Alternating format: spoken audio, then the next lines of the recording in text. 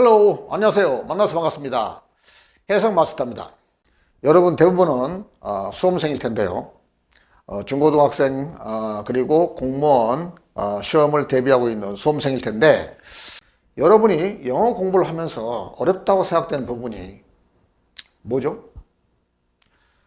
예, 제가 수십 년 동안 영어를 가르치면서 현장에서 겪은 경험으로 비춰보면 단연코 길고 복잡한 문장이 해석이 안 돼서 영어가 어렵다는 느낌이 들 겁니다. 그렇잖아요? 길고 복잡한 문장을 한국어처럼 해석이 되면 영어 어려울 게 없죠. 근데 그게 어렵기 때문에 여러분들이 영어가 어렵다는 생각을 하게 될 겁니다. 그렇죠? 자, 여러분이 지금까지 많은 시간 동안 문법을 공부하는데 시간을 투자했잖아요. 그죠? 그런데 왜? 우리가 문법을 왜 배워? 결국은 해석을 하기 위해서 영어 문장 구조를 이해하고 해석을 하기 위해서 문법을 배우는데, 여러분들 왜 해석이 안 되는 거야? 응? 길고 복잡한 문장이 왜 해석이 안 돼? 그거는 영어 문법을 위한 문법으로 공부를 했기 때문에 그러는 거야. 그럼 어떻게 해야 되겠어? 앞으로는, 지금부터는 해석을 위한 영어 문법으로 바꿔야지. 영어 문법 공부를 해석을 하기 위한 쪽으로 방향을 바꿔야 되지 않겠어요? 제가 그 목표를 위해서 이 강의를 개설했습니다. 그래서 이 강의 제목도 해석 마스터로 가는 길이라고 정했습니다. 오케이? 공무원 시험도 이제는 수능 스타일로 읽고 해석하고 대의를 파악하는 쪽으로 방향이 바뀌고 있습니다. 그러니까 공무원생이든 또 수능 준비생이든 또는 고등학교 내신 영어를 준비하든 어느 경우든지 간에 길고 복잡한 문장을 해석하는 능력이 우리가 영어에서 좋은 성적을 맞는데 핵심 중에 핵심인 거야. 그래 안 그래? 그렇죠? 그래서 저는 다른 거 다 제외하고 여러분들이 길고 복잡한 영어 문장을 해석할 수 있는 능력을 키우는데 내 모든 노하우를 여러분들에게 전달할 겁니다. 정말로 영어 본질을 깨뚫고 여러분들이 영어를 해석할 수 있는 튼튼한 기반을 갖추는데 저는 최선을 다할 생각이니까요.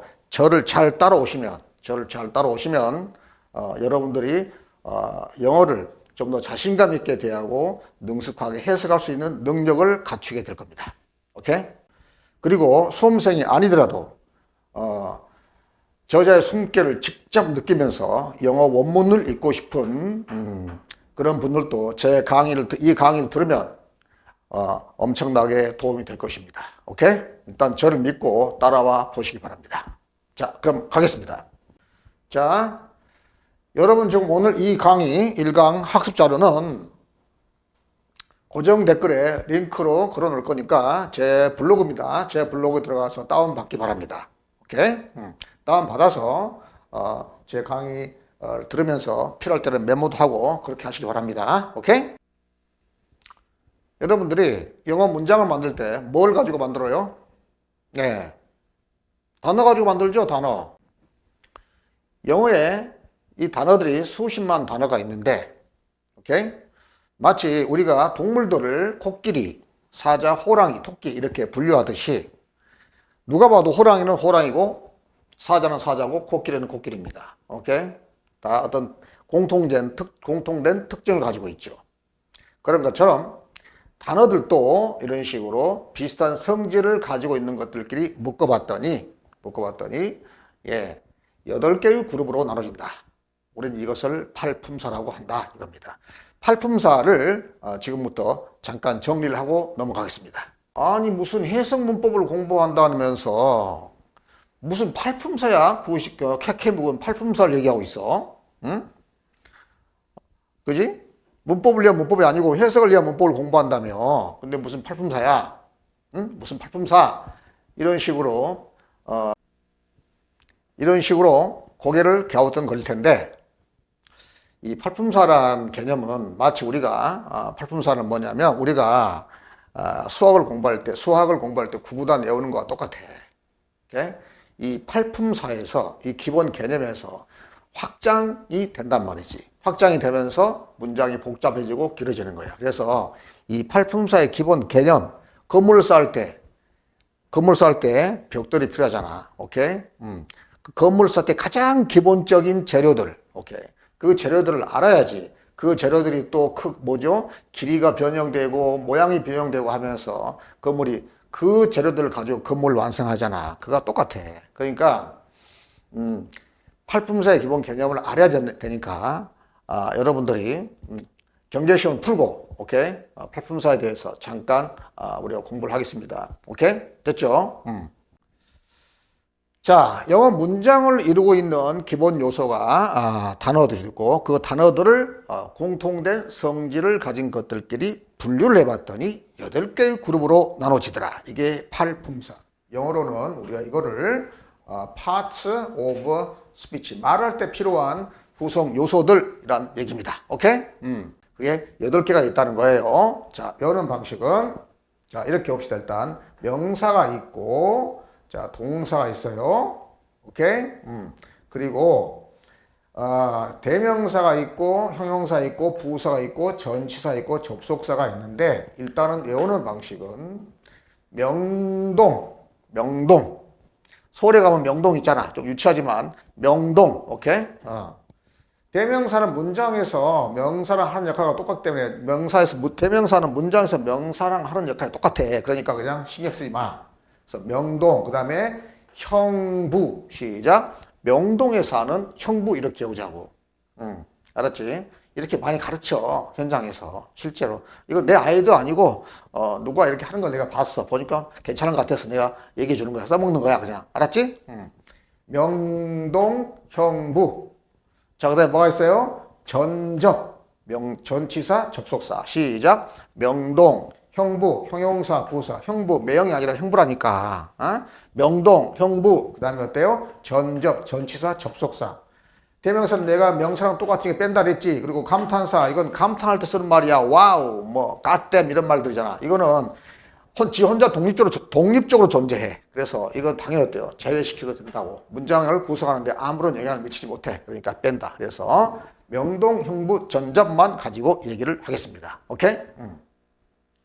명사는 뭔데? 말 그대로 나온 이름 명자야. 이름 명자. 그래서 사람이나 사물 또는 어때요? 우리 눈에 보이지 않는 어떤 추상적인 개념들의 이름이야. 알았지? 그래서 그걸 명사라 그래. 자, 볼까요? 예시 학생들 가방 들고 공부하러 학교 다니는 아이들 학생들이라고 그러지. 그렇게 학생들이라고 이름을 갖다 붙였어. 많은 사람들이 모여 사는 그런 장소, 이걸 뭐라고 이름을 붙였냐? 도시라고 이름을 붙였다고. 오케이? 그리고 우리가 오는 이걸 책이라고 북이라고 이름을 붙였어. 이런 식으로. 오케이? 그러면 이제 이걸 잘 기억해야 돼. 우리가 이제 문장에서 명사 하는 역할이 뭐냐? 이걸 기억하고 외워야 돼. 탐은 학생이다. 탐. 이 문장에서 탐이 뭐야? 예, 탐이 주어 역할을 하고 있네. 주어. 오케이? 주어. 그 다음에 스튜던트도 명사죠. 오케이? 그래서 탐이 누군지 보충 설명해 주고 있어. 이걸 뭐라 그래? 보어라 하지. 오케이? 문장에서 명사 하는 역할 일단 주어 보어야. 그 다음에 탐은 제인을 사랑해. 이때 제인은 뭘까요? 탐이 사랑하는 대상, 그 대상이 목적어거든. 목적어. 그래서 이게 목적어라 그래. 목적어. 오케이? 목적어. 그 다음에 그는 나를 변호사로 만들었어. 그가 나의 아빠인가 보죠. 변호사. 오케이? 나를 변호사로 만들었다. 오케이? 그래서 변호사라는 명사가 목적어를 보충해주는 역시 목적 보호를 썼네. 그러니까 정리하면 명사가 문장에서 하는 역할. 이게 중요하잖아. 명사가 문장에서 하는 역할이 뭐냐? 시작. 주목보. 주어, 목적어, 보호. 기억해 두세요. 시작. 명사가 문장에서 하는 역할. 이게 중요하다고. 주어, 목적어, 보호. 오케이? 자, 그 다음에 대명사가 똑같아. he, she, it 이런 게 대명사잖아. I, my, me, mine 이런 것들 어때? 이것이 이 수업 시간에 이 시간에 지금 이거 할 단계는 아니지. 중학교 1학년 때 거 여러분들이 다 마스터 해가지고 와야 되겠죠. I, my, me, mine. 그 다음에 비동사의 용법 같은 거 이런 것들 비동사라든가 일반 동사의 차이 같은 것들은 중학교 1학년 거잖아. 오케이? 자, 그것은 여러분들이 그 정도는 이미 돼 있을 거잖아. 이것도 뭐 더 있을 텐데 제가 이거를 설명한 이유는 팔품사를 설명한 이유는 이거를 바탕으로 해서 확장이 되기 때문에 이걸 설명하지 않고 넘어갈 수가 없단 말이지. 복잡한 문장 구조로 이것이 확장되기 때문에 이걸 바탕으로 해서. 오케이? 자, 동사는 뭐냐? 당연히 동사는 문장에서 주어가 뭐뭐 한다. 주어가 뭐뭐 한다. 오케이? 주어의 동작, 상태 등을 뭐뭐한다 라고 소술해 주는 것이 동사입니다. 달리다, 먹다, 걷다, 사랑한다. 오케이? 뭐뭐한 것처럼 보인다. 비동사 있죠? 뭐뭐한다, 뭐이다. 비동사. 또 비동사는 존재하다 이런 뜻도 있으니까 그 나중에 해석하면서 하기로 하고요. 자, 그래서 동사는 명사, 주어를 명사가 문장에서 하는 역할이 주어, 목적어, 보호잖아. 오케이? 주어, 목적어, 보호. 이 주어를 서술해주는 뭐만다라고 하면서 주어를 서술해주는, 설명해주는 역할을 하고 있다. 오케이? 자, 그래서 그들은 매일 달린다가 동사란 말이죠. 오케이? 됐죠? 자, 그러면 형용사를 보겠습니다. 형용사는 영어로 adjective입니다. adjective. 형용사는 볼까요? 커다란, 행복한, 파란 어떤 사물의 성질 또는 상태, 여기서는 지금 상태, 커다란 어떤 상태, 행복한 상태고 그 다음에 블루, 파란 어떤 상태죠. 주로 상태나 성질을 나타내면서 오케이? 우리말로 해석해 보니까 뭐야? 다 니은자로 끝나죠. 커다란, 행복한, 파란 다 니은자로 끝나는 거야. 그래서 정리하면 형용사는 명사를 수식해준다. 볼까요? 이것은 커다란 집. 당연히 명사를 수식해주려면 뭐뭐한 눈으로 니은자로 끝나야지. 커다란 집이다. 커다란 집을 꾸며주고 있죠. 명사를 수식해주고 있습니다. 오케이? 그 다음에 이 경우는 뭐야? 이 경우는 이 집은 커다랗다. 자, 커다란이죠. 커다란인데 비동사가 있어가지고 커다란 상태로 존재한다. 이게 상태니까 커다란 상태로 존재한다. 그래서 커다랗다 되는 겁니다. 오케이. 그래서 명사라는 집을 주어를 설명을 해주고 서술해주고 있지. 오케이. 서술. 지 혼자 서술. 커다란 이거 니은자로 끝나기 때문에 커다란. 오케이. 소술이 안 돼. 근데 그러니까 할 수 없이 비동사랑 같이 결합해가지고 커다랗다가 되는 거지. 그 다음에 얘기해 볼까요? 그 뉴스는 나를 만들었어? 그 뉴스가 나를 만들었어? 말 돼, 안 돼? 안 되지. 그래서 나를 어떤 상태로 만들었어? 당연히 나를 목적어를 보충해주는 말이 필요하겠지. 오케이? 어떤 상태로 만들었다? 행복한 상태로. 상태니까 형용사지. 오케이? 그래서 이제 당연히 목적어 뒤라서 비동사가 행복하다라는 비동사가 M이 안 붙은 거지. 목적어 뒤에는 동사가 올 수 없어. 오케이? 동사는 오직 주어 다음에만 나오는 거야. 알았죠? 자, 그래서 그 뉴스는 나를 행복한 상태로 만들었다. 행복하게 만들었다. 오케이? 자, 그래서 다시 정리합니다. 형용사가 뭐라고요? 형용사 adjective. 형용사가 뭐냐 그러면 사람이나 사물의 성질을 나타내면서 오케이? 뭐뭐 하는 니은자로 끝나는 단어들이다. 단어들의 집단, 이게 형용사입니다. 오케이? 그래서 문장에서 하는 역할은 뭔데? 문장에서 하는 역할은 기본적으로 명사 수식, 그 다음에 명사, 주어 또는 목적어를 서술해주고 있다. 오케이? 알았지? 두 가지 기능 기억하세요. 형용사는 명사 수식 또는 명사 서술. 알았죠? 됐죠? 그 다음에 부사. 자, 명동, 형부. 오케이? 명동, 형부. 자, 부사는 뭐냐? 부사는 형용사와는 다르게 어떤 특정한 단어로 끝나는 게 아니야. 특정한 받침으로 끝나는 게 아니기 때문에 다양하게 해석이 돼요. 그래서 그냥 부사는 해석은 다양하게 된다. 그렇지만 부사는 뭡니까? 동사를 수식해준다. 기본적으로. 알았지? 볼까요? 그는 달린다. 어떻게 달려? 빠르게 달린다라고 해서 동사를 수식해준다.